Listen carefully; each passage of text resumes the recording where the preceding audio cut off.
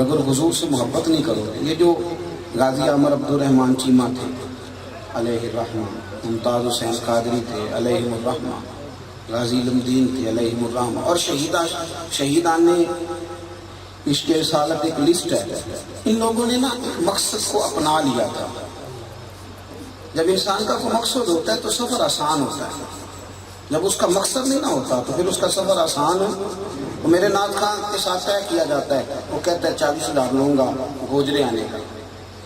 پھر گوجرے آنے اس کو پتہ چلتا ہے کہ نہیں ساروں کی تو 15 کلومیٹر یا 10 کلومیٹر آ گیا، تو وہ کہتا ہے 10 زیادہ لوں گا، کیونکہ بات گوجرے کی ہوئی.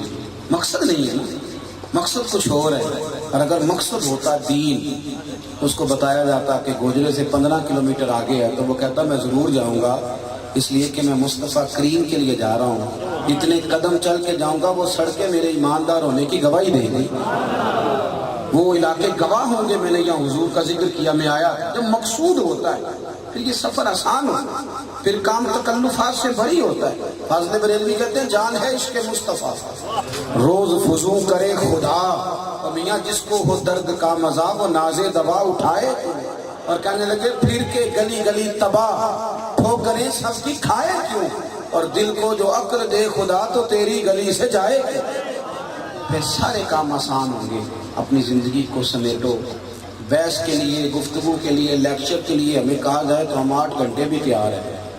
اور اگر تسبیح دے دی جائے نا درود شریف پڑھو تو یہاں کام یاد آ جاتا ہے یا نیند شروع ہو جاتی ہے. اگر سپارہ تھم پتہ حضور کا قرآن پاک سے کتنا پیار ہے، نبی پاک کو قرآن مجید سے کتنی محبت ہے. رسول کریم سید عالم صلی اللہ تعالی وسلم کسی صحابی کو بتاتے نا کہ تیرا آخری وقت آ گیا، تو کہتا حضور کیا کروں؟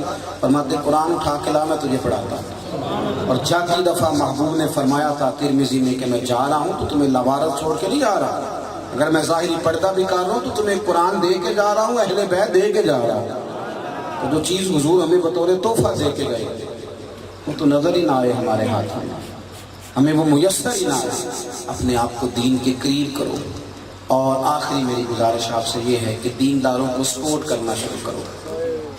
ہمارے ہاں سب سے زیادہ توہین ہوتی ہے مولوی کی. جب دین کا نمائندہ بدنام ہوتا ہے نا پھر اس کی بات کا اثر ختم ہو جاتا ہے.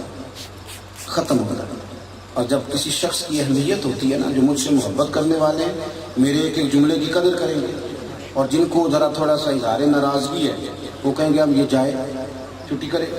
معاملات ہوتے ہیں. جب آپ دیندار کو اہمیت دو گے.